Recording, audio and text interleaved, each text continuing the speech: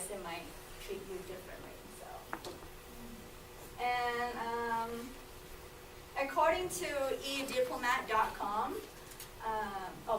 according to culturegram.com, so the way they greet over there, it's really westernized for men and educated women only.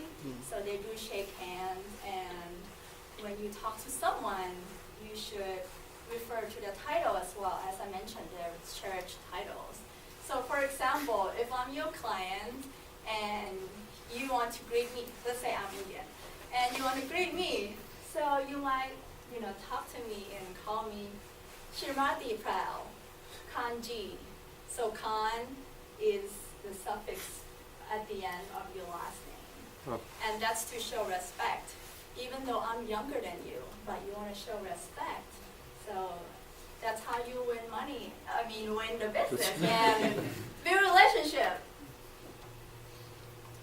Oh, sorry. All right. So according to ediplomat.com, they talk about this culture, and you might be able to guess, since the hierarchy is really important, sometimes only one person makes the whole decision, and it's really common.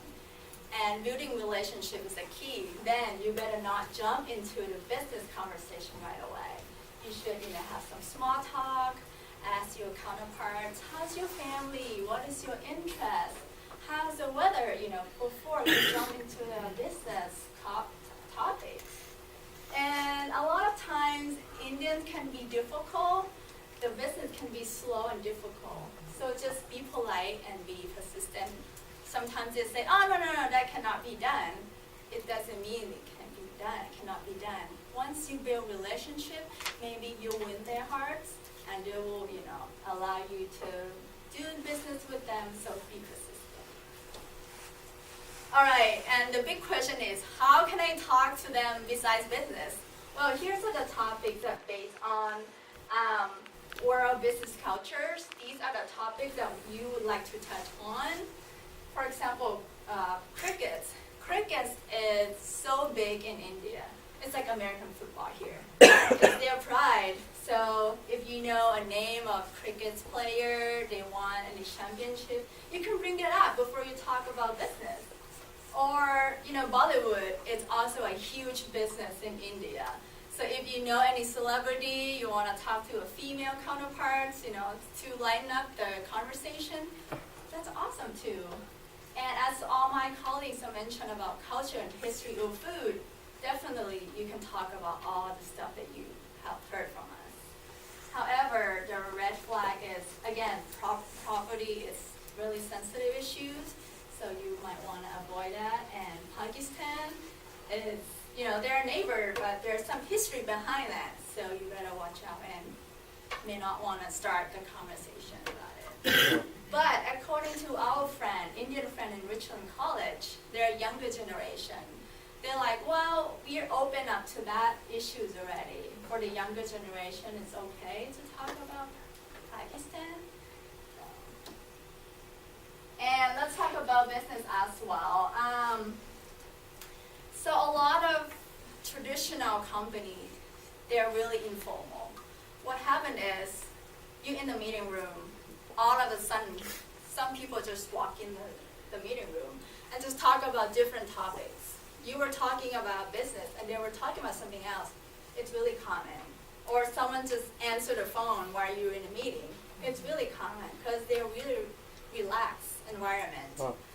However, there's some, new hip technology business company or bioscience company. They're trying to follow the Western meeting style. So it depends on which company you're doing business with. And again, as Ronnie mentioned, sometimes they don't want to say no. Because they don't want to ruin the relationship that you're trying to build. So watch out for something like, yes, we'll try. So that means like, no, I can't do it. But they don't want to be rude and hurt your feelings. And again, I think a lot of my friends mentioned that times can be tricky here. You might get, reschedule your meeting like 5 minutes before the actual meeting time, or the traffic is really bad. They can't, come to the meeting. So you may need to, don't get angry about it. It's their culture. That's how they do things there. And again, so you're the guest. What would you impress the host country? A lot of times the host invite you to the event. They give you a garland of flower and to show, I welcome you to my home or my country. You better not take it off. Otherwise, it humiliate the host. And the gifts, you can bring any gifts that you like, but no need to be big thing or expensive stuff. You can just bring sweets or flowers or desserts, That's what they like. It could be from your home country as well. And and since religion is a big thing in their culture, so you be careful what kind of gift you give that might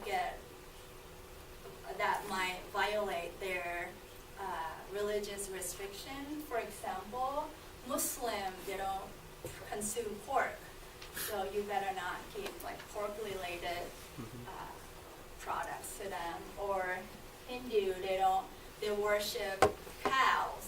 Cows is religion symbolic, so you better not give like beef-related products to them as well. Last but not least, how should I dress and fit in? So basically, men, you're good. You can just wear a tie and wear, suit like normal business professional.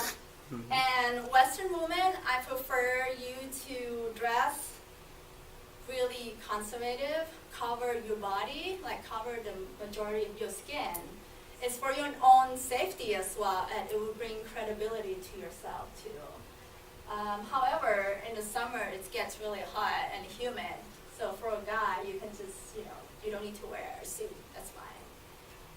And if you invited to a social event, I'm sure the host would be so happy if you wear their traditional dress. Like what Ronnie showed you and all that. So that's how they, know that you appreciate their culture and want to do business with them, building relationship with them. And I'm not a good actor here to like demonstrate how to say no or yes. So we have a little video from the real native Indians. Let's check it out. If a person shakes his head like this, it means he's saying yes. That John? Did you milk the cow today? Yes can also be said like this. If a person moves his head like this, it means he's saying no. That John? Did you shave your beard today? If a person sways his head like this, it means maybe or may not be. That John? Did you delete the browser history? You did? You didn't? What? Doing the yes or no movement vigorously means the decision is made. So that concludes my presentation. I'll hand it to our team leader, Haas, to wrap it up. All right, thank you, ladies and gentlemen. I have emailed you all a copy of our presentation to go over during your business trip and to use as a reference if you need any help. I would also like to take this time to answer any questions you guys may or may not have for India. Yes. My question is directed towards Ronnie. It sounds like, from just what I've seen in the presentation, that you have some more background in Indian culture. Is that true? Or background? Like more background, such as like you were able to cook that dish and so on. Did you? Oh yeah, in my country is Myanmar. It's neighboring country. Oh, okay. All right. You've had it before. You've had it this. Okay, cool. Because a lot of Indian people are also in Burma. So we have a lot of Indian food in Burma. So it's like here, Thai Mexican food at some place, right? Yeah. Okay.